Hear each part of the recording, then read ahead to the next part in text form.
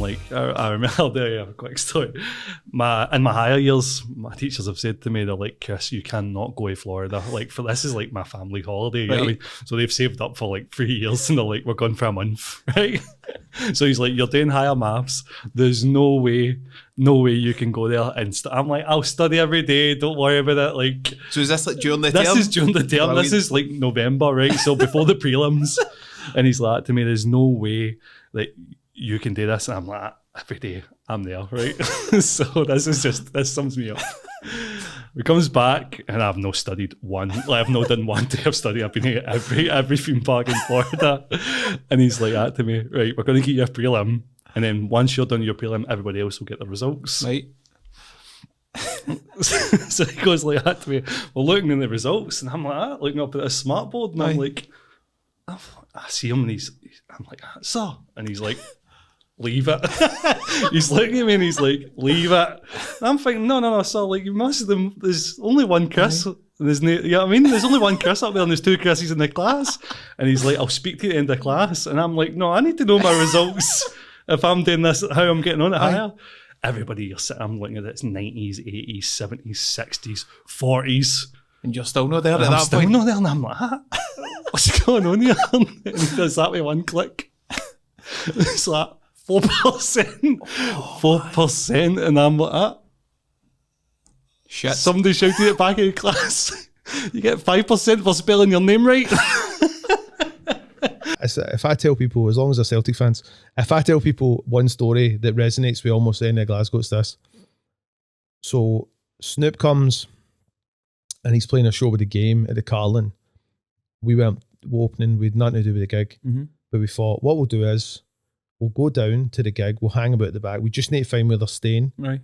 Once we know where they're staying, we'll go and stake out the hotel because we just want to get Snoop to say something for the mixtape. Right. So get down there, find out where find they're staying at the Radisson. Cool.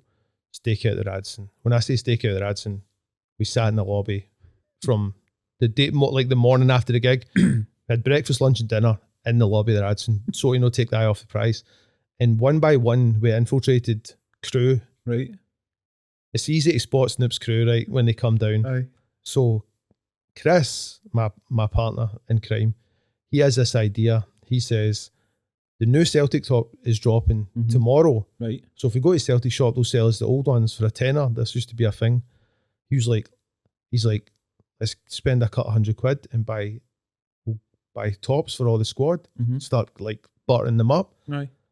So we get there and I was like, right, there's a couple of key members like Snoop's uncle Rio, Junebug, like guys that are like really close to Snoop. Get the names in the back of the shirts. Go back to the hotel. They're mulling about. Look, got you a gift. Drink when Snoop comes down, we can get him to do a wee thing for the mixtape. Yeah, I'll hook it up. Next guy. We're sending people back to the Celtic shop, get more tops. Everybody wants one. But ready to go, we've got the Snoop. The Snoop number 1. Right. The hoops jersey. And we just waited the whole day. And like we're getting really pally with like all the crew and all the uncles and all the band and all that. And it was like the end of the day. And they said, Snoop's not leaving till tomorrow morning. Come back first thing in the morning. I promise you'll get it. And I was like, this is it. He's going to leave at like 2 in the morning. We're getting home. So we go back, get a couple hours sleep, and we literally bounce back and maybe about 3-4 in the morning, and we stake it out again. And there's ultimately Snoop comes down. By this point, a few other people have got a sniffy staying there, and there's quite a lot of people there. Snoop comes down out the lift, and he's got, a red mink on with a red mink bucket hat. Just looks to shit. 2 security next to him. Everybody in the lobby, even people that are maybe just punters, stand up because like, fuck, there's Snoop Dogg. And this guy we've been dealing with, Mike, who was like one of the kind of managers close to him, the security stop everybody, and he just goes like, these 2 guys, these are the guys, because we'd sent the top upstairs. Right, okay. And Snoop's like, yo, he's like, come over. And he's like, what do you need? He's like, thanks for the gift. He's like, what do you need? I was like, oh, we just need a thing for the mixtape. Hold up this wee recorder thing that I'd got. And he just does this drop, man, this like, in a total Snoop style, just like an incredible one-liner, like rims it like, what's your names, this and that, says we're the greatest DJs. And then he's like, thanks a lot for the top boost. And I'm just like, oh, I can't, I'm just listening back to it. Happened? Listen back to it. I'm like, holy shit, man. And you know, at that point you're talking like drop it like it's hot, like just like really massive. in the zeitgeist. He always is, but so from that point on, we put that in the mixtapes and people are like, that's unreal. I'd say once. Aye, once was a big one. Aye. But I always think it's good to float with somebody. Do you get what I mean by that? Well, most of your pals you feel it with at some Exactly. point, That's ain't you? exactly what I mean. Aye. That's exactly Aye. what I mean. He ruined my birthday last year. I did. How did you ruin his We had to birthday? pre-record something, an interview in the It was a Euros. station. It was a Euros. So right. we were interviewing, I think it was Kevin Gallagher or something like that. Aye. But because I was doing 2 doors down, so I was doing 2 doors down for 7 in the morning, 7 at night. Mhm. I've got digs in Glasgow when they do 2 doors down. Right. And it was just like it's just a walk for where my digs are to the studio. Mhm. Get there about 8 o'clock and it was my birthday. And it was like, everything was going wrong with it. What was it? Everything was going wrong. I think we were going to be delayed a wee bit. And he'd ordered a Just Eat or something like It that. was my birthday. Right, so he'd 20 ordered a wings. Just Eat. And I'm like, I said, Absolutely. like, Buffalo. we're going to be here probably at 10:30. You said 10. I'm like, mate. No, you went, well, if you want to do this, you can kind of done all that. Can I spit the dummy? Well, if you think you can do it, why don't you do it then? I went, who are you talking to? I'm What like, would you mean?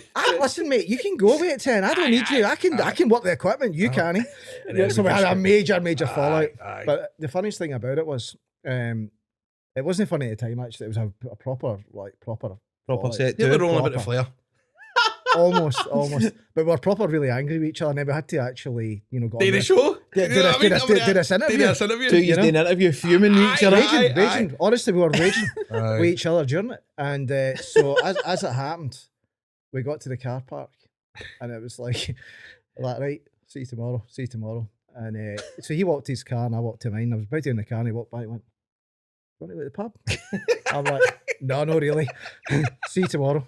So that kind of broke the ice, and we knew everything was okay. But that was the first time, and as I say, it was the biggest argument. Good though. Healthy, innit? That's what I said. Aye, it was healthy. That's what I said. It was healthy. I wanted to kick his head in, to be honest, but so I don't know how healthy that was. And he probably did the same, but I don't. No, you ruined my birthday, but No, I've got it to was my say, birthday, you know what I mean? memorable birthday, but for the Yeah. wrong reasons. What ones have you brought out and it's just hit the mirror load right away and it's like gold dust? Kunzel rap. Aye. The Kunzel rap that I was getting, my phone was like, it's a joke. It's an absolute joke. The papers have got a hold of that and everything. Aye, that like, was, see at the time, I remember, like when you're on Instagram and you can look and it gives you like other people's stories. Yeah. All I was seeing was raps with like a breakfast in it and you're like, what is that? It was everywhere. the Kunzel rap had a potato smile in it, right? So I call it smiley face. Aye. Like, potato, what do people call them? I call them smiley faces. Aye, Like the smiley ones faces. you get, the frozen ones. Aye, so like smiley I had a face. big smiley face with curry sauce doused in it. And people were like, "Hi, the papers are phoned up," and they were like, "What is it? This is classism and all that." And I was like, I'm for a scheme." I was like, "Don't you dare!"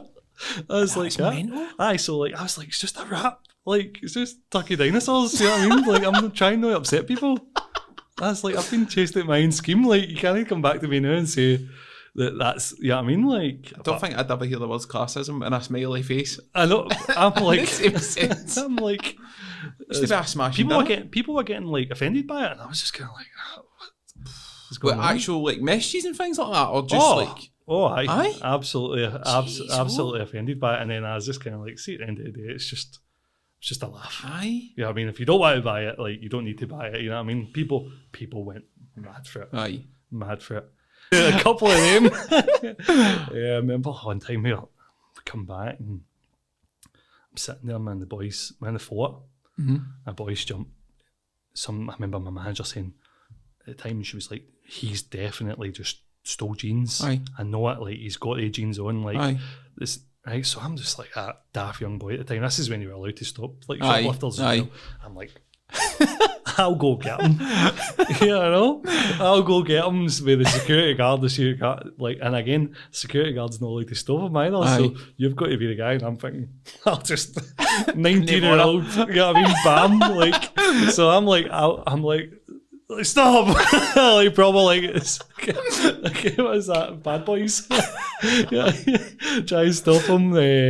So eventually we've stopped him, and I'm like, yeah, you're gonna have to come back to the shop. You left your jeans, Aye. like thinking like. Aye. As soon as he gets like, he's like, oh, like thinking like, I've left my jeans, but he's like actually just stealing jeans. Aye. We gets back to the shop, and I'm like, my manager's like, right, you sit in the office with him, Aye. and I'm sitting thinking, I'm like, how did he take half the jeans? Like, how did he get a tag after Aye. the jeans? Aye. I'm just sitting and I'm like to the guy, the jeans there, mate. How did you cut the tag? Aye. He just does that with his shirt and pulls out the biggest pair of scissors. Like, I'm like. And I've just been sitting there like this whole time. Just you and him in this just room? me and him. I'm Brilliant. like, my bottle's just absolutely crashing. And Bringing folk in to kind of join your team, what do you look for in people that are wanting to come in and maybe start it, or people that are already barbers and want to move? Just people with a good attitude, people that, Aye. like, that want to work, and people that are sound. And like I always say, like you can get a guy who's an amazing barber, Aye. but if they've no that kind of like patter, or they Aye. don't make an effort to speak to you, like I always make an effort to, but everyone that comes in, I honestly think it's more important that somebody's sound and Aye. that you can get on with their clients and Mhm. people have enjoyable experience coming Aye. out. I think that most people coming in a shop, they can't tell the difference between, see if you get a shop and get a really good haircut Mm-hmm. or a amazing haircut. Aye. Like I don't think many people can like tell the difference between, but I think the difference is the customer service. Like Mm-hmm. getting somebody that you can relate with, and somebody you can Aye. tell. See if somebody comes in, sits in my chair, I can tell when they're leaving if they're Mhm. going to come back or not, because I can tell if they've had a good time in there. Aye. Yeah, whether it's because they got a nice coffee or they got a nice beer, just the rapport that you Mhm. build. You can build a good rapport with somebody Aye. in 40 minutes. Aye. and Definitely. that can make them want to come back. Aye. You know, I now try and coach it to clients. I'm not a mindset coach or by any means anything like that, but I'm literally like, you know, that could go wrong, but it could also go right. Yeah. But we're so conditioned to think about the wrongs or the failures before we think about the successes and what Yeah. could actually go right. Definitely a Scottish thing, that. Isn't it? I know. Every guest I speak to on here, I think it's like a kind of pre-programmed thing that you Fear don't more. kind of, Uh-huh. you like, don't pick yourself up too much. Uh-huh. It's just Aye. It literally is. It's true. It's like, oh, like they're there. Like Aye. you don't need to do that just Aye. in case, because they worry for you, and then Aye. you worry for yourself, and then you know it ends up you worrying about just being a failure. Aye. My gran always says to me, just stay under the radar. Uh-huh. Stay under the radar. When you think about it, you're like, what does that mean? My granda is exactly the same. So as I said, usually on a Wednesday morning, I take him to Aye. the doctors, and he always says to me, so when I'm talking about, I've got another kind of project in mind, and he's always like, no, just you make sure you know what you're doing first. Like you make sure you know what you're doing before you go into anything else, son. No, he means totally well, but I'm like, Granda, don't doubt me, because Aye. that just makes me want to do better. He's sitting in my passenger seat trying to give me all this advice, and I'm like I know, I've been doing this for well over a year now. Things are going pretty well. You know, I'm going to wait another 6 months to make sure the gym's doing what I expect it to be doing. But it is just that whole like he worries that, you know, and if it doesn't go wrong, Aye. you know, what's next? It's not a big deal. 100%. I think it's that generation though of, if it doesn't work, everything just crashes Aye, down. There's like nothing there. It doesn't. You just go into plan B, Aye. and you say, I tried it, it didn't work, fair enough, let's go into something else. 100%. 100%. Making that decision to kind of do your own thing with GGC, were you fully confident at that point that it was going to work? Did you have any worries about whether things were going to pan out or not, or were you completely zoned in for it? I think again probably a bit of both. So I was so focused that year on building that website with the programmers and the designer that I was really, really focused that it was going to work, which was probably a really good thing, because I know as a business owner mindset you need to constantly be working on it, or else you'll get those wee negative beliefs coming in. But yeah, there was elements of what the hell am I doing? Like actually what am I doing? Like I'm risking so much, but then it's just about managing that mindset and trying to push that away. How did you do that? Because that's something a lot of people that message the page, they might have heard somebody come on and talk about having a business or starting a business, and they'll talk about that stage where they have got those wee kind of negative things that always find a way to get into your mind and eat away. But how do you cope with that from your point of view? So for me, meditation, and I know obviously like it's quite a commonly known thing, but sometimes I do, if I've got that feeling of waking up and feeling anxious about something, and with anxiety, like a lot of people will know that I've got it. There doesn't have to be a reason. Yeah. You can just wake up and be like, oh, like I just feel worried about something and I don't know what. I would always try and like reset. So, and especially if I'm going through a day and I'm feeling like, the other day I was like, right, I'm feeling dead anxious. I need to stop because actually what I'm doing, I'm putting negative vibes out there. I'm a really big believer in energy. So I always think you need to do things when you're on the right kind of energetic level. And if you're feeling really negative or nervous or worried about something, you probably need to take a couple of days off work. Yeah. Or you need to do something which serves your mind, whether it's colouring in, like a focused task, like meditation, being out in nature, whereby you are so focused on that task, it makes you forget. So for me, meditation or going out for a walk with my dog in nature, they're like the main things that I do. Or anything creative, so like colouring in or anything, I think it's really, really good. Even if you're only doing it for like half an hour, and then all of a sudden it can put some things in perspective. But it's an everyday, like it can be like an everyday thing. Like just because you might master it doesn't mean to say that you're always going to be on that level. Like I constantly have to check myself and be like, stop being negative, take yourself away from this, and come back to it. Love that. How was the experience sleeping out in the streets? Oh, I don't think I've really properly, to be honest, ever like described it. I hate sounding like I'm complaining or anything, but it was rough, man. Aye. It was terrifying, to be honest. Many days did you do it? 5 nights. 5 nights. Because I 5 remember nights. watching some of your stories and you were struggling Aye. at points with it. It was, I think by like kind of a Wednesday morning when you hadn't slept, Aye. when you sometimes you say to people now like, oh, I didn't really sleep last night, you probably get 5-6 hours. Aye.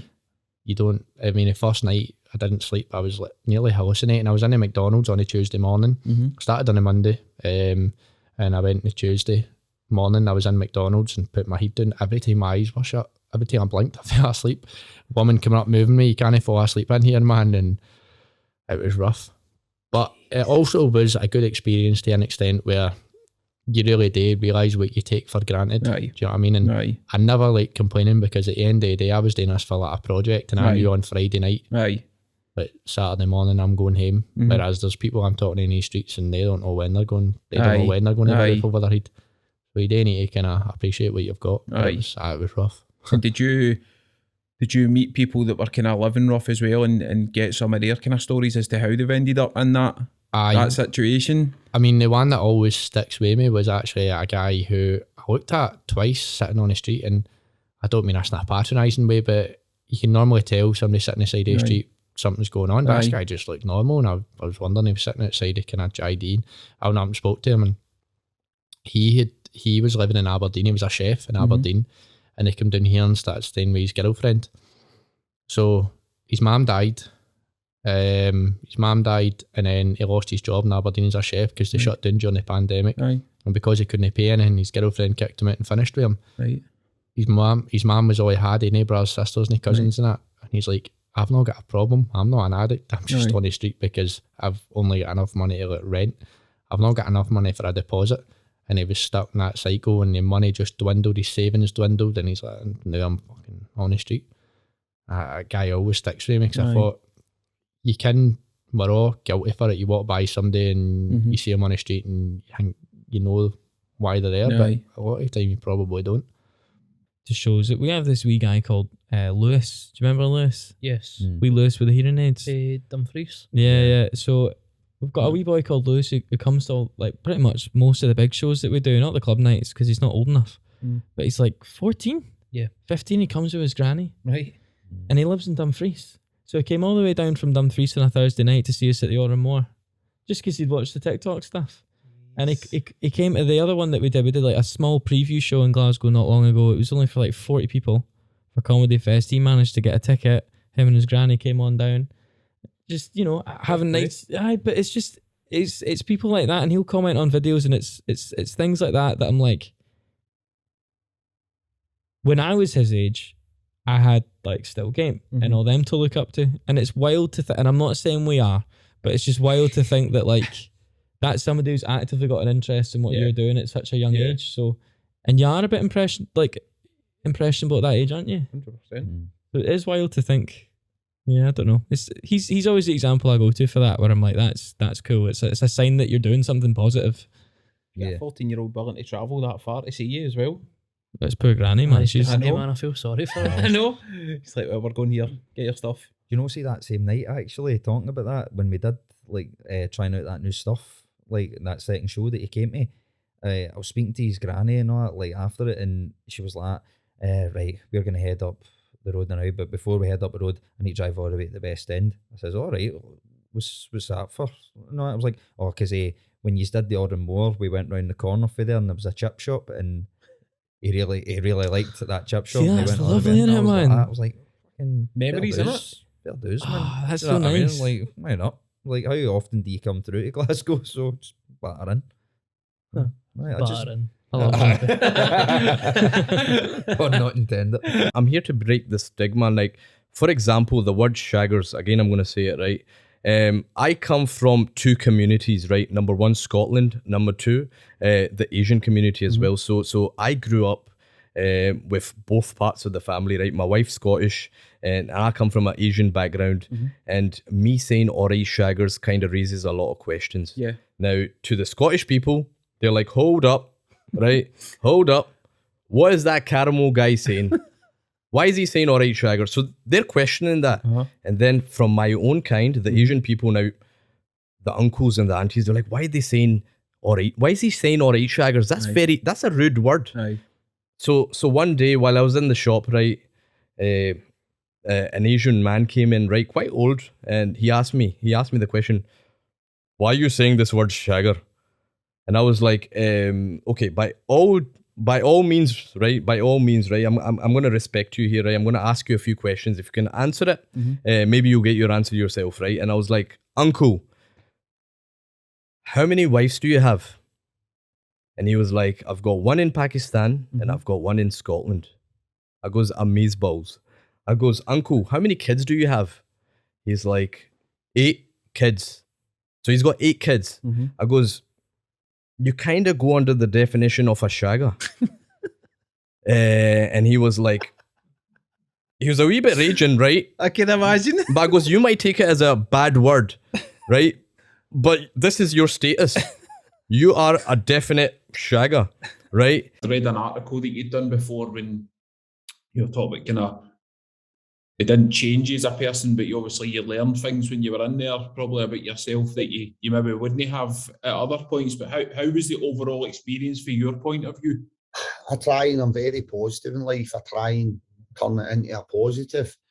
But like it probably opened my eyes up because before, you're putting money into drugs. I never gave it a thought about victims. Never, like, not once did it cross my mind that there's victims, people, because all you see in the telly was people taking cocaine.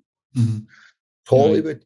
Like, I'm not being funny, but I grew up with people, I've not really took drugs in my life, but you grew up with people that's aspired to take cocaine, go to nightclubs, drive BMWs. It was seen as a fancy drug for talking. I don't know if that's the correct terminology. And it wasn't until you went to prison and you realise the impact that had on people's lives. And then obviously people in prison, people dying, people stealing. And it was meeting with the social workers, doing various courses and actually meeting drug addicts up close and personal that you actually think, God, like, it's a part of the drug culture that I don't think anybody really, really puts too much emphasis on. They don't think about it. The impact you're having on other people's lives. I can remember the social worker sitting me in a room one day and she said, you've got flexible moral standards. And it always stuck with me.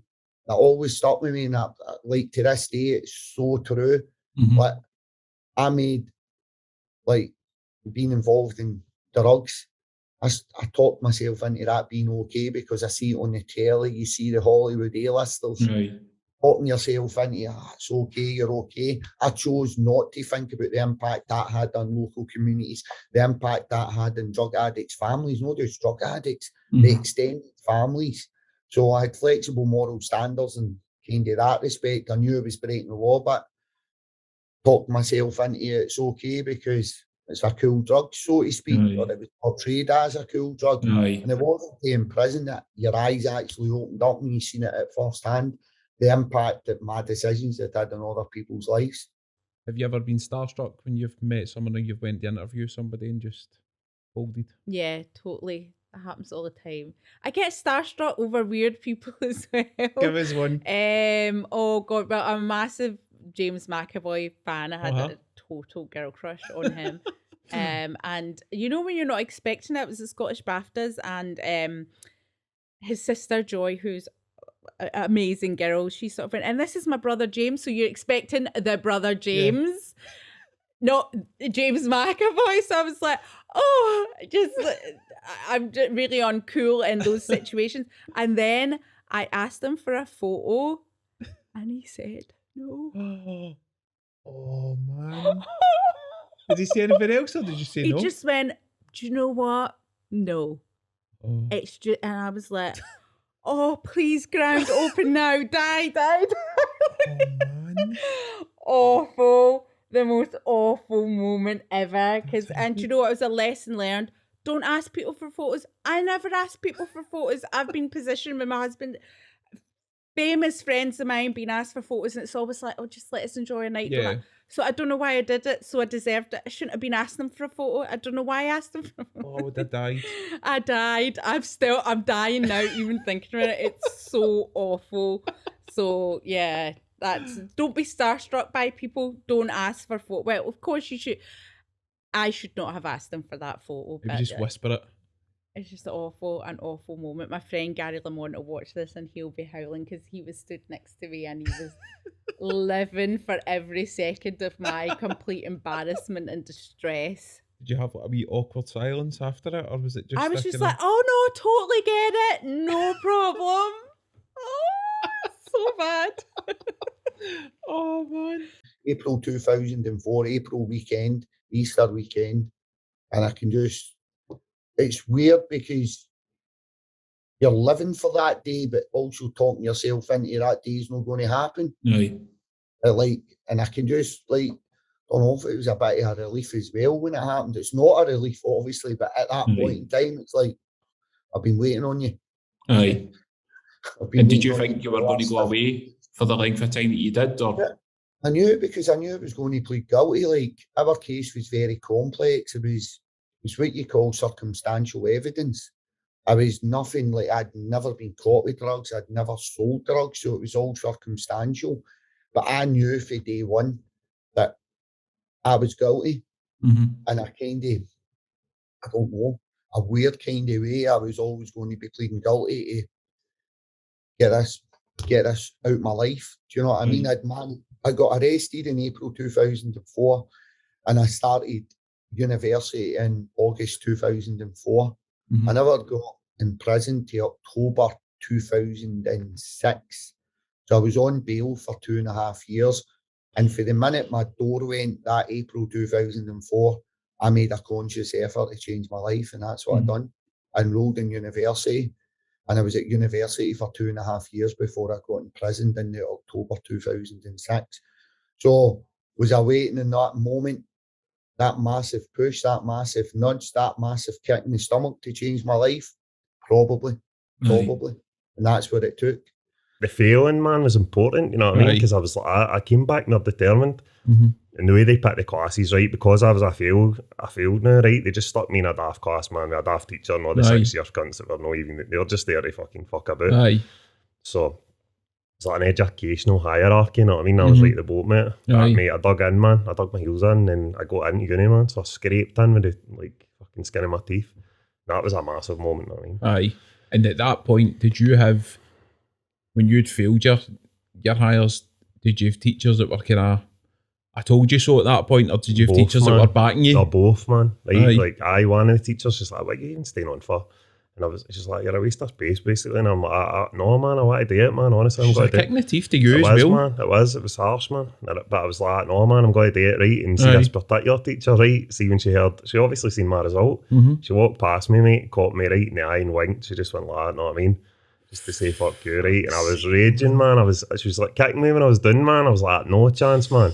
No chance. I swear to God, I was hitting the books, mate. I was actually sitting reading books, right, and doing it Aye. and smashing it. And fucking, I remember one day, right, there was all sorts of fucking fighting going on and all that with all the younger ones that I hung about with, or Aye. Gady and all that. And I was trying to stay with it, man. Aye. Right, and it was one of these times and I had an exam, right, and I'm sitting, man, pure reading the book before I went into the exam, right, and two of my pals walked past and they're like, "Are you reading that book, sir? What are you doing? I mean, reading books and all that." And I was like, "Fuck yous, man, I need to do this." And I passed, man, I got an A and a B and a C, so I just scraped in, man, you know what I mean? So it was a big moment, mate, you know what I mean? My head teacher, man, Coach Carter, he was, man. He was like Coach Carter, bro. And Is that who you, is that the Mr. MacGyver? Aye, man. Aye, the real guy, man. That's fucking amazing, brilliant. sir. He knew, man. He just, when I walked into his office, right, age 14, pure attitude and all that, right, Mera peak on, the fucking earrings and all that, sat, and he's like, he just shook his head, man. He's like, "You've got to be popular in here, son. Let me tell you, son, if you think Airdrie's bad, it's fucking, you're at the frying pan into the fire." Right, honestly, man, right at the very end, right, that was the first time we ever met, right, and then, right, the very last thing, right, he read my exam results and he went into the staff room. None of our teacher told me this. Right. He slammed it down the table right in front of all the teachers that wanted us expelled and all that. Aye. He's like, "There's your boy you threw away. Right, he's got to Stirling University, studied English. What do you think of that?" He showed his off. That's amazing, isn't it? Aye. I feel like greeting, man, when I tell Mate, that story. it's a Guy called me a fat cunt on the phone and I was like, "How do you know I'm fat?" He's like, "I can just tell." And I was like, "This guy's right, man." Like 2 years of people getting right in my head. You know what I mean? Like, I was wild, mate. See people that work in call centres, mate, they're a different breed, man. Aye. They're solid. Aye. They're shite that mentally you take. Aye, they're mentally stable, mate. These people could go and do high pressure jobs, no bother. Aye. See, like astronauts and all that, they should just recruit call centre staff. Aye, front line. Like, see, NASA should be down to Cadogan Street, like, you handle pressure. Space station, hurry up. Up to the space station. It's just one of the jobs, mate, but you need to be built different. Aye. I'm very fragile. Like, no, heckle's alright, but people just shouting and negative, mate, it killed me, man. Aye. The woman at Tots was alright, but the bosses and that, I just 6 weeks of training and I lasted 2 years in the Aye. actual job. You could just tell the environment. There was like timing you to go and do a shite. Aye. Like, I want flexi time when I do a shite. I don't want a timer, know what I mean? Don't want to burn the clock. I don't want to burn the clock. I want to clock in, clock out. I want to have a comfortable shite. Check, make sure the world's alright. Twitter, like fucking. Do you know what I've always wondered about that? How do they know what an average time is? There's got to be a professional shiter. They must base it on an average. It's like the bin juice guy. There's just I a know, gig out but there for. who the fuck the timing? That's what I mean. Like, how do they get an average time of somebody doing a shit? Like, you done an 8 minute shite. You alright? Like, not better than China Buffet last night, man. Fucking Beijing banquet's brutal. Sometimes I do a shite and I've no finished completely and I've got another wee shite coming. Like, you know what I mean? On top of it, you do a shite before you leave, you get to front door and you're like, "Ah, fuck, I'm going to do Still another there. shite." Aye, still, you missed a bit. But, or you get an itchy arsehole, no wipe your arse right. Like, imagine you work in a call centre, no wipe your arse right and you get an itchy arsehole, but you're fucking. You've had your 3 minutes. You've used all your shite time. Must you get for doing a pee? You know what I mean? But that kind of environment, mate, I just knew I wasn't going to like it. That's how I think in a lot of ways in the young team, man, later on, especially as he's quite philosophical, right? And I don't apologise for that, because that was, man, like you're almost like a prisoner, right? As he's trying to free his mind before he frees his body and he frees his life, you know what I mean? And that, I like that bit when they're on the train, man, and they're him and Monica going for a wee date and that, right? And obviously that's quite a big deal for him because he doesn't go out a lot, you know what I mean?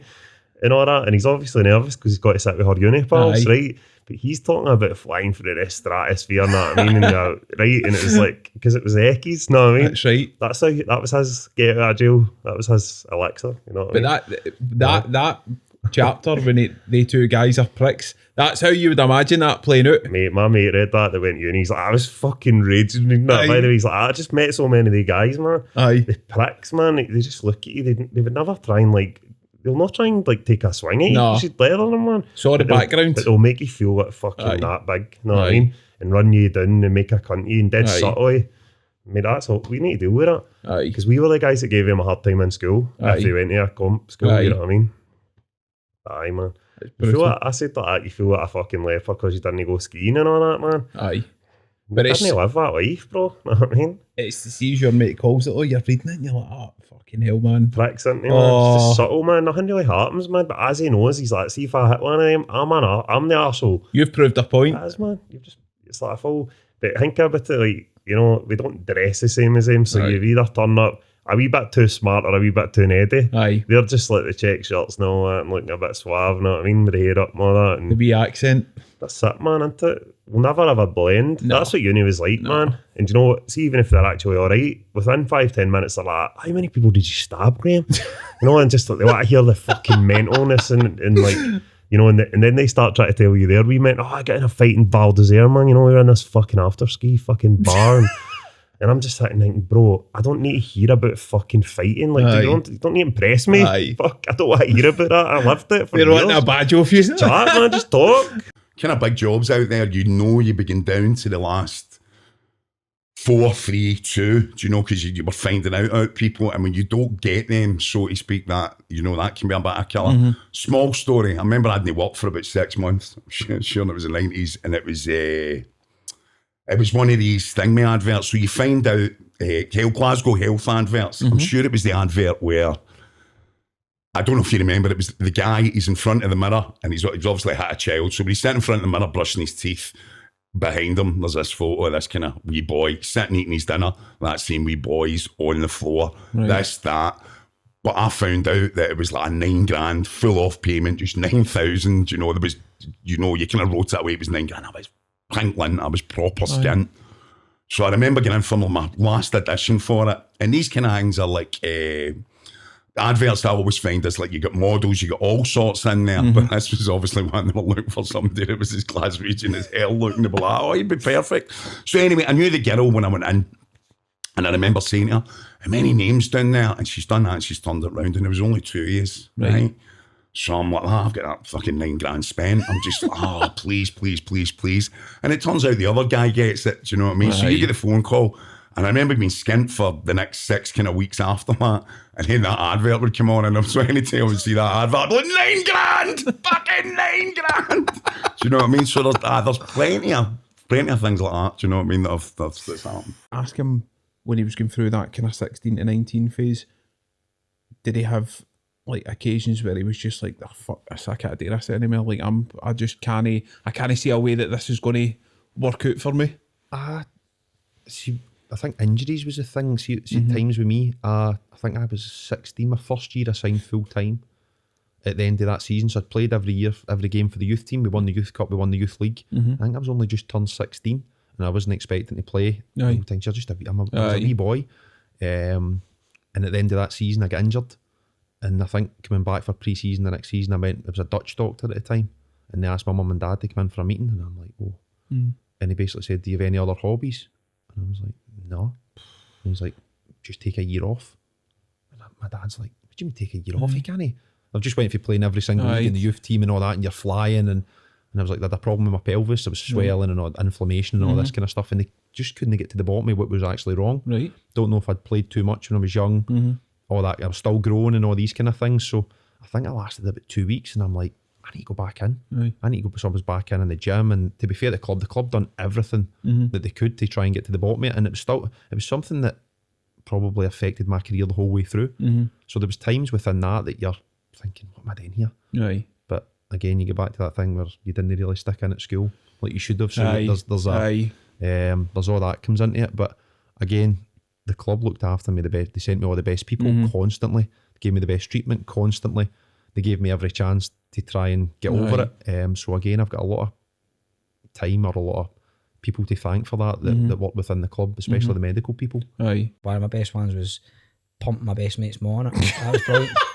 That was one of my first ever on-screen kiss was Lorraine McIntosh for Deacon Blue. Wow. And that was Deke's maw at the time, and I slept with Deke's maw in my first kiss. And it was Michael Hines that directed it, who directs all the Still Games. So I remember saying to my mates, Lorraine McIntosh for Deacon Blue, man. I'm getting half on working on her. Because that was one of my first big storylines. I was only at 19 or 20 at the time. And she played Deke's maw, and me and Deke were best pals. So Deke's no in when I got in, but she was an alcoholic at the time, right? Hence why she gaff a wee fucking dafty like me, right? So I remember absolutely shitting myself going, I'm going to get off with her, man. Like I'd never done that before, like on screen. How was she with you, like the whole... Lovely, brilliant. She was great, man. She's a laugh. She's she's a diamond, down to earth, genuine, salt of the earth, man, brilliant.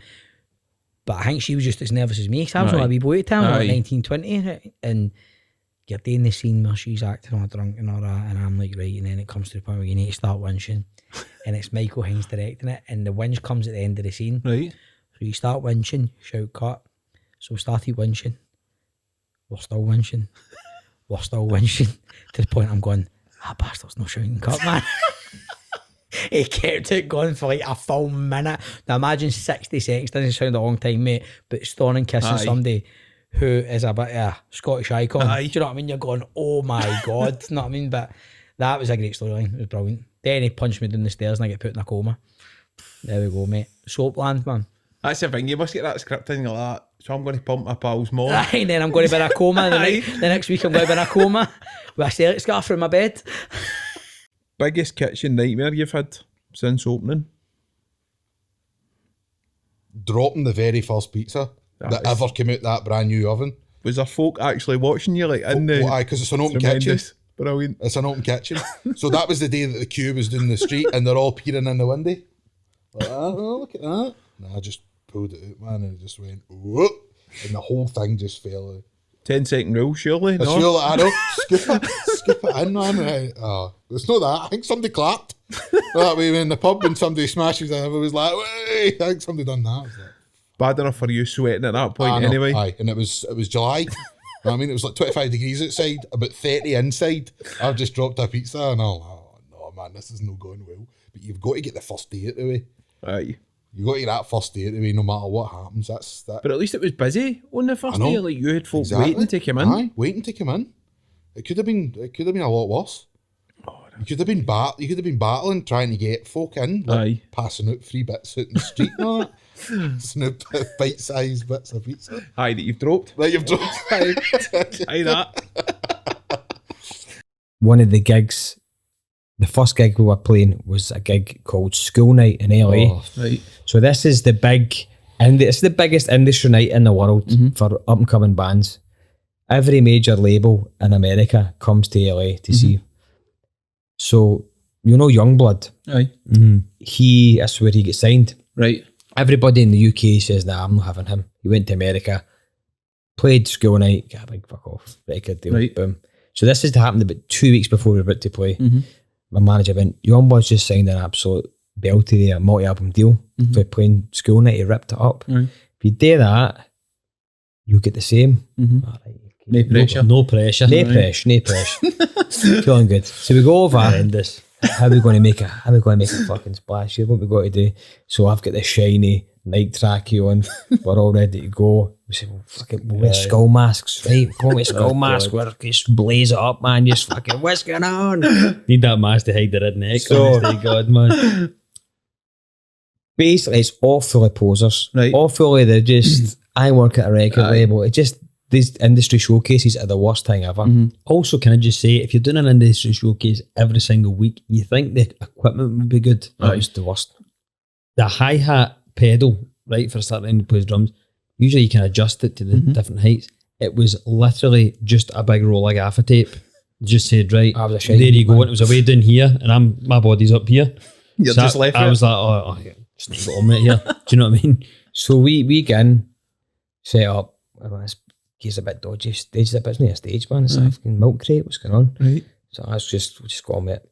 So my man's like, you need to fucking go. You need to do well here. I don't want to do well. Here we go. So packed, man. It's absolutely wall to wall, man. Packed. And the stage stops here, and there's like a couch there with folks sitting on it, right? So everybody from Glasgow, Scotland, St. Phoenix, and we come out, man, with a skull mask. So what's going on? Everybody's like, is that what you said? What's going on? Even would never get signed. What's going on? I don't know. I can't remember what I said. Anyway, we start fucking playing a skull mask on, going for it, man. This guy's bird in the front row, just talking away. I was like, you cheeky bastard, man. I'm playing face melters here, man. And you're you can give me your heart out. 2 minutes, and I'm like, he's spurring me on because I'm going to get his attention. Just going for it. And then nobody's getting into it. The energy in the room was just all showcase industry. Nobody really cares. Then malfunction happens where his headphones came out and we had a backing track that stops playing. So everything that could go wrong. Everything, right? We stopped playing, we get off, the booking agents like, oh, managers like, oh man, get to the car park. Me, him, and my manager screaming at each other, you tell us to wear skull masks and do all this. Just, wait, no, because the thing is set off, we come off a stage and he goes, do you know what you should have done? Just done an acoustic set. I'm not telling us to wear skull masks and go mental. So that Oasis would have done an acoustic set, and you're the one that told us to wear skull masks and play as loud as you possibly can. Then you go off the stage and goes, just done an acoustic set. Just like that, man. So I'm telling you, we were low, man. Low. Because we are thinking, we've played gigs with nobody there. Aye. We've played we've seen whatever could go wrong at a gig. We've seen everything you can imagine. It's happened to us. Like I'm telling you, I can tell you, be here for another podcast, episode 2, talking about all the stuff that went wrong. Honestly, see, you done a music video. I can find this mental. You done a music video for Michael Imperioli, who was Chrissy in The Sopranos. Yep. How does that even come about? Aye, man, honestly, it's weird. I'm 90% sure. Like, I listened to the Talking Sopranos podcast, and there was one episode where he was talking about he's seen ghosts, Michael Imperioli. And he said something interesting. Steve Sharappa said, I will never talk about what they've said to me and all that. I'm 90% sure my dad hassled him. And he was like, no, take a chance on that wee guy. Honestly, I'm like 90%. Because it was just, it was so surreal, man. Like, listen, I've reached out to like Scottish celebrities, you know what I mean, and been completely blanked. Fobbed away. Know that feeling? 100%, you know what I mean? So that happens a lot. Aye. So I just like, I messaged them on Instagram, man, and they got back to me really fast. And literally one of the nicest human beings I've ever dealt with, like an absolutely enjoy human being, man. What did you ask? How did you start the conversation? I had been listening to, like, it's weird, when my dad died, and then I think it was around about September, he put online maybe before September, in August, he put on his wee album online, Zopa. He's got a band called Zopa. And it was on the wee Bandcamp, and I was listening to it non-stop, man, and it's got such a, all his music's got amazing sound. It's got this Lou Reed, like late 80s New York sound that you don't really get anymore. Aye. So it kind of became my wee depression, grief soundtrack, so I just kind of listening to it. And those 3 songs I really like, so I just hit him up, and it was kind of just, it was maybe a complimentary thing, just to say, like, I'm a big fan of your music, you know what I mean? And he's no like pushing the band either, it's like, you can tell it's like a proper passion thing for him. So I just reached out to him, I was like, I write these 3 songs, and I make these wee films, and that. If you ever wanted a music video, I'd love to make you one. And the first day was like, if I ever get money to, that was, he told me my work is very cool. So I need to put that in the poster too. That's another quote, definitely. And your work's very cool. It was like, if I ever have money to make a music video, if I have a budget to make a music video, I'll give you a shout. And I was like, fuck a budget, man. That's literally what I said. I said, fuck a budget, man. It's like that. Like, I'm used to like making everything for nothing. I mean, we just make stuff, just get everybody together and we just go for it. And he was like, like, send me a wee pitch friend for me in the band. And I sent him a wee pitch, and then next thing I know, we're doing it. And it's absolute insanity, man. And my pal, Amy Manson, man, she's an absolute legend. She's like a proper actor. She's in that HBO series, The Nivers, and that now. And she agreed to jump on board it. And it's just madness, man. It just all came together. Like, honestly, that's thing new, man. Like, that was like this time last year. We were kicking it off. Anytime I get depressed and I'm like sitting in my gaff and I'm like, I just remember, you made a music video for Michael Imperioli. That's madness, man. I mean, be happy. This is cool. Sat in a gaff with Peter Mullen, made a music video for Michael Imperioli. 100%, I know. Life completed, man. I know, that's it. That's the thing too. A part of me is kind of like, man, do I just step away to now? We go to Prague next, having a laugh, brilliant, and Youngboy goes to my dad, Bertie boy, after Prague. He's only met my dad for 1-2 nights at Bertie boy. I want you to sing with me in Warsaw. I want you to sing a song with me. That's thing. On stage? Is that Frank Sinatra? That's my way. song. I'll do no bother. He's like, no. One of my songs. I want to sing Waiting on the Weekend. It's called. My dad said, no bother, pal. Sit down, I'll take it for you. Aye. So we've got an 8-hour journey from Prague to Warsaw in the back of a van. My dad's writing all the lyrics down. He's got the headphones on for 8 hours, man. Blaring. That's all you could hear is waiting on the week. I'm like, just singing away. Turn the headphones down. There's another 5 folk in this van. Getting all the lyrics done. My dad's always business, right? He's always doing business. Get to Warsaw. He said, stop here. So what do you mean venue's a mile away? So no, I've got a business meeting to sort out. I'll be back in an hour. Jumps out, his phone's run out of battery. He's in the middle of Warsaw and his chest is really bad. It's middle of the scheme in Warsaw. It's not as if you drop him off at, the city centre. It's the middle of the scheme. Need phone back and hand. He says, I'll see you there. Big bent thumb because he's arthritis. He's like, I'll see you there. So he gets away doing business and then anyway shows up at this venue. And he's ready, the young boy's got, Betty, you ready to go? He's like, I'm ready to go, son. Let's go kill, let's fucking knock it dead. So brilliant. So we go and play. Brilliant show, man. Warsaw was fucking nuts, man. These kids, the kids don't get a lot of bands coming and they've not got a lot. So when somebody comes through, they make an effort and it's a brilliant show. They're ripping the barrier. When we were playing, they were ripping the barrier down and to get near swinging through the lights. It was brilliant. So then young bud comes on and my dad's ready to play. He turns to me. I said, you ready? But Betty boy, he's like, forgot all the words. And I went, that was class. He says, forgot the words, don't need them. I was like, for fuck's sake, man. So next minute, the stage manager comes over. He says, Bert, here's how it's going to go. I'm going to tell you your cue. You're going to walk on stage. I'm going to hand you a radio mic.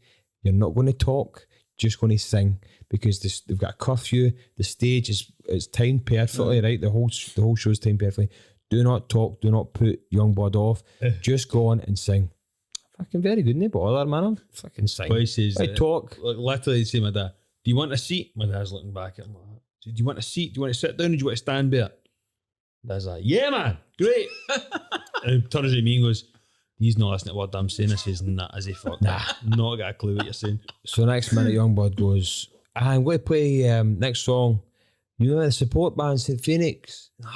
Yes. Well, we're going to get, they've brought their dad on tour. This is Bert, right? Bert and hands a mic. Bertie, sing, don't talk, no bother. Hello, Wilson!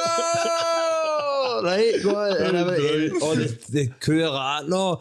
He's like, let me just say something right now, right? And he's like, this is young blood. He's like, and I am old blood.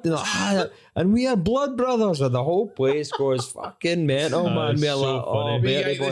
Fuck. It doesn't man. Luckily enough for this song, it keeps repeating the word waiting on the weekend. Aye.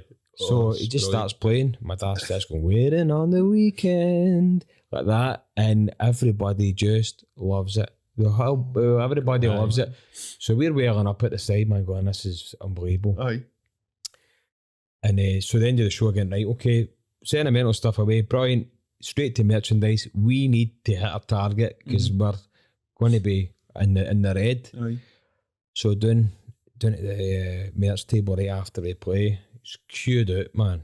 Absolutely come out of here. Here we go. This is going to be the best night in tour. Yeah, beauty. Match that, honestly, I'm going 5 up, 10 up, 15. Right now, Just the count all the way. I think, yeah, an absolute beauty. This is, these folk are loved us. So many fans. What a show. Superb. Betty boy is too doing for us, right? Just standing and thinking, I'll go and help the boys when it's coming. Every single person walked right Not by one him. T-shirt. I wanted a picture of my dad, man. Picture of my dad. Every single one of them. I thought you're joking. I says, Dad, get in here, and start putting T-shirts. My dad's like, no, I'll do the pictures. Yes, yeah, You do the T-shirt. merch, boys. I'm like, you're here for one job, there. Brilliant. Went to a tour bus after, had a drink, and then we flew back home for a day, and then we met up with them and we went to Berlin, was it? Berlin. We come back with my dad. About a day off, so young boy did stuff, so we flew back with my dad, and that was some a wee tour experience, and it was absolutely brilliant. Things changed didn't change slightly, so they changed in a big way in the early 80s in Saracen, though, with the when drugs came into Saracen, basically. I mean, I can almost remember it, not the date, but I remember the first sort of instance of people taking drugs and heroin came into Saracen. Yeah. Because by that time, Margaret Thatcher had been the Prime Minister for 2 years. Margaret Thatcher had increased the wages of the police to try and get them on side for her battle with the unions. So you know, there were a lot more people coming into the police, and it was seen more as a career then. Yeah. But in Saracen, nothing changed, other than all of a sudden, heroin came into Saracen, and overnight, the level of crime dropped in Saracen initially because nobody wanted. There was nothing for people to steal of any great value. They broke into people's houses and stuff like that. But most of them would either be going into the town shoplifting, or unfortunately some of the females I dealt with, they took to prostitution. So they basically went in and they were involved in the sex trade in order for them to get money for heroin. And heroin was really, really cheap. Yeah. You know, it was sold in tenner bags back in that day. And it was like it was akin to what we're going through now. It was like a pandemic. Yeah. It literally ripped through the place, and it started in Saracen and spread out throughout Glasgow and then the whole of Scotland. And everybody could see what was going on in terms of, you know, the actual spread of it so quickly. So a lot of the young bucks who were coming up, you know, and were regularly becoming our customers because they were always getting into bother, fighting with the police, fighting with each other, stealing cars, whatever they were doing. They were dead within 2 or 3 years. But there must have been a whole generation of people in that area who died by the time they were 21. Me and George actually got a job when we were 17. I don't know if you remember Dunn's Stores. Aye. It was in Sucky Hall Street in the corner. Yep. We worked in there, man. Right. So I was in menswear and he was in home, what would you call that? Home decor or something like that. It was like the home section. That was pretty shit, man. That was really shit. And I thought I was bad at my job until I went up and saw George. He actually used to have this thing, like the hours would drag in, and he used to have like a wee sheet that he just would write 5 minutes on. So he'd made up like 8 hours of 5 minutes and he used to cross them off. I was like, that's just mental. And then one time there was like at menswear at the back, there was like a phone in the wall. Right. And it used to connect to the store at Parkhead, but we were only Christmas temps and I was just terrified because every time that phone went, it meant you had to go into like the system and see if we had the thing they were looking for and vice versa. And I avoided it for ages, and then it was ringing and ringing on my shift. I was ignoring it. It was ringing. I went, oh, I'm going to just have to answer it. And then I answered it, and it was George. And it was the night of the. Do you mind Scotland played Italy in the Euros or the World Cup play or the Euros playoff or something? Oh, Hampden. We were, and I just said, I went, hi there, Duns, suck out. And he went, Stevie boy, Scotland have scored. You're just what? How did you even get this number? That's the God's honest truth, man. So it was quite eventful in there. And just another daft story about that. My manager asked us to, there was like table displays with obviously clothes on it, and he asked us to take it apart. So obviously that just means clear the thing and let for the clothes the next day. But for some reason, and to this day, I don't know why, me and George thought he meant take a table apart. So we ended up staying about an hour after my shift and going and getting screwdrivers for people and that, and like doing the entire thing, and we almost get doing it. And then my manager finally came down to the basement in the menswear, and he's like, no, like you're just screaming, 17-year-old boys, and he's just screaming no at us. And I was like, well, we know meant to do this. Like, just get out of the bay fees. Just scurrying down the street thinking, what happened there? But that makes it sound kind of fun, but it just definitely wasn't. No, if retail's a rite of passage for everybody, I think. Mental, man. You've got to go through it. We were working at Toll Cross, wee guy Andy. Don't know what his problem was, he just never really liked us. And I think I'd finished whatever it was to do, and he'd asked me to do something else. It was like a Friday, and I was going to meet Jenna for something to eat in the Stuartfield Farm. It's not even there anymore. And we were sitting there and my phone kept going, it was him. I was like, I'm not answering that, it's my own personal phone. Right. Like, was Friday afternoon. Aye. I finished the job. So then I'd went to go and measure a job. It was my old maths teacher's house, and Jenna was in the car with me, and I answered the voicemail. Right. And it was actually the managing director of the company. It wasn't the wee guy that I thought it was. And he said to me, "This is a disgrace." Well, he was shouting down the phone, like quite aggressive. A disgrace or whatever it was. Blah, blah, blah. And I was hopeless anyway. Right. Just don't bother coming back, just sacked. That's the way the conversation went. Just don't bother coming back. At the time, I'm putting on the brave face, and probably now I'm sitting here going, meant nothing to me. But see, at the time, like, see to hear somebody say you're sacked, and that you're not wanted, it was a bit like, and it does dent your confidence. 100%. And Jenna was sitting crying in the car because she couldn't believe somebody was speaking to me like that, and that I'd obviously lost my job. So I was like, what do you do here? And then I think on the Saturday, the guy who actually recruited me, the boy that said about jumping ship, phoned and he said, "Listen, Jamie, just forget about all that. We'll sort this out and just come back on Monday." And I said, "Listen, I'm not coming back." I was like, I'm not coming back after somebody speaking to me like that. So that was kind of it, and we just floated, I think, for like maybe a couple of weeks. And then, funny where your studio is now. I got in tow with a guy for Carillion, who are now gone, if you remember. Carillion went out of the game. And they got me up here to have a look at a job. I think at this point Dale had been off for his operation, so I was on my own again. And they said, "Right, we'll give you this contract, like it's just subcontracting again, whatever it was, bathrooms or kitchens or something." And I had to be here for I was going to say an initiation, but like a meeting in the morning and all this, kind of go over health and safety, and this is what this is, and there's your contract, and there's this. And I was in Spain or something the day I was supposed to go, so my brother put all my clothes on and came up, and only one guy noticed that it wasn't me, because he does look like me. But one guy, Kenny, said to him, "I've met you before." And my brother said, "Aye," and he's like, "Aye, you're Chris, you're no Jamie." And my brother signed the paperwork. That was it. We got the contract. Obviously, from reading through it, and there is obviously a few different incidents that's happened, and it was a question that came in from so many people. What are the ones from your mind that kind of stick out for you? What are the ones that are kind of, I mean, most of them will be ingrained in your mind forever, but what are the ones that you're just like, wow? Obviously, I can't talk about anything rude on here. I don't want to do that. So I would say to be the one that's just crazy that just happened to me was the cat funeral. First date, meeting a guy in a park, and quite really excited because it was very spontaneous. I met him in the bar like the week before, and then he just randomly called me up saying, "Let's go meet in the park, go for a walk." And I thought that's really, really nice. I like the spontaneity.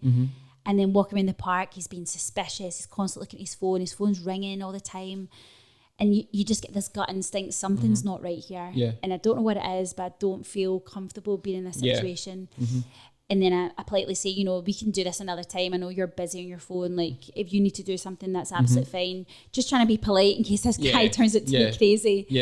And then he blurts out, my sister's here. Or, my cat died last night and we need to bury the cat. I want you here for support. And I'm like, what the hell is this is when you question life. I'm like, if I done something in my past life where I would be waiting on video cameras jumping out behind a tree. That's exactly what it was. Like, I was like, I'm getting out of here, and I'm walking out the park, and I'm thinking, is my friends set me up because they know I've been in so many shit dates? Is this them setting me up? And sure enough, look up the guy's Facebook, and poor wee Jack is, no longer here. Rest in peace, Jack. So Jack is in the box, well and truly. It's bizarre, but it's that whole kind of as if, I'd just be all right with that on a first date. How does he even think that's, normal? But I swear, in hindsight, I'm like, I wish I went. I wish I just went and seen what would happen. Because that would be an even better story. Did his sister say anything to you? Well, at that point, I didn't meet her because he was on the phone to her, and she was like one part of the park, and we were heading towards that area. I could hear her screaming down the phone, screaming at him, saying like, "Where are you? Where are you? I'm here." So, that's probably one of my regrets, not attending Jack's funeral. Can you imagine how amazing that chapter would be if I actually attended? I just, it was 100%, right?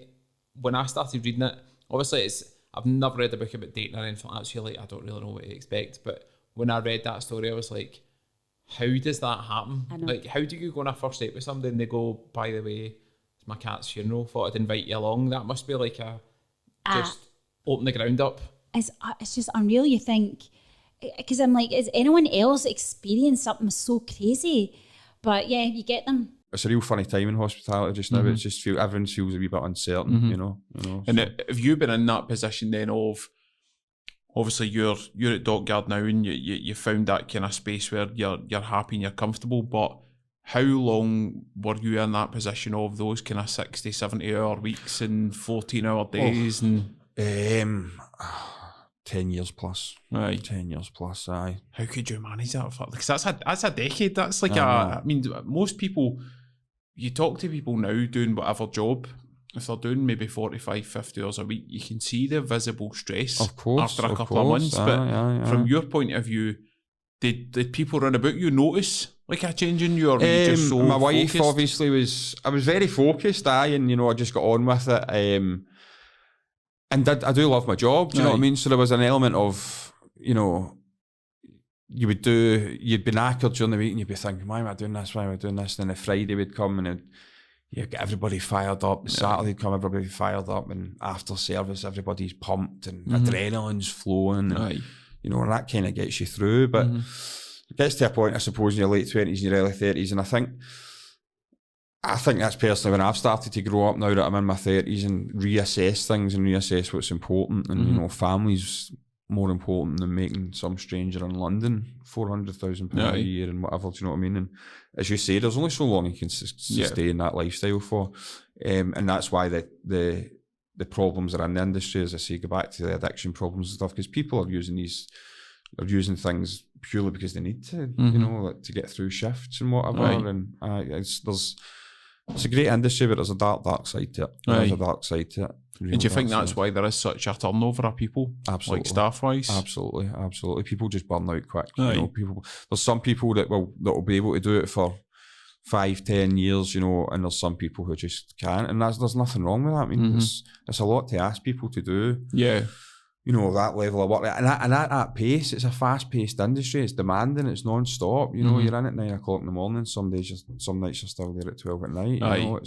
It's really, really tough on people. So I think it needs to change. I think there needs to be more, there needs to be more money spent on staffing. There needs to be a bigger support network for staff. And it's just, there's got to be a lot of changes. But I think these changes are going to come, and I think that the next generation of chefs, i.e. myself, and the next generation of our owners, like Kyle at the Dockyard, we've been through all that, and we don't want to put our trainees and our juniors and our commies, we don't want to put them through what we've been through.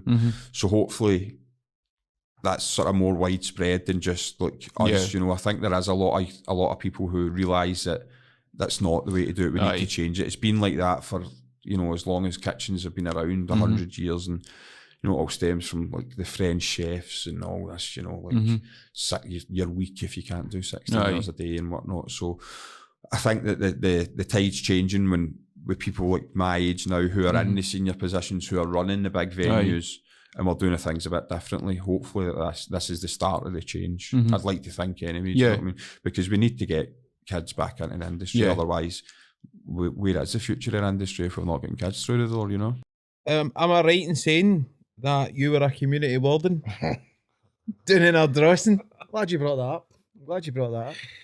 Talk me through what a community warden does. Wow. So I mean, I was a youth worker, right? I got an apprenticeship in youth work, and it came to the end of the contract. You could either go and do a community education degree, or the council would possibly try and find you a job. I wanted to be a police officer, right? So I thought, I had spoke to a couple of cops and they said that would be a good way to get in it, is doing this community warden.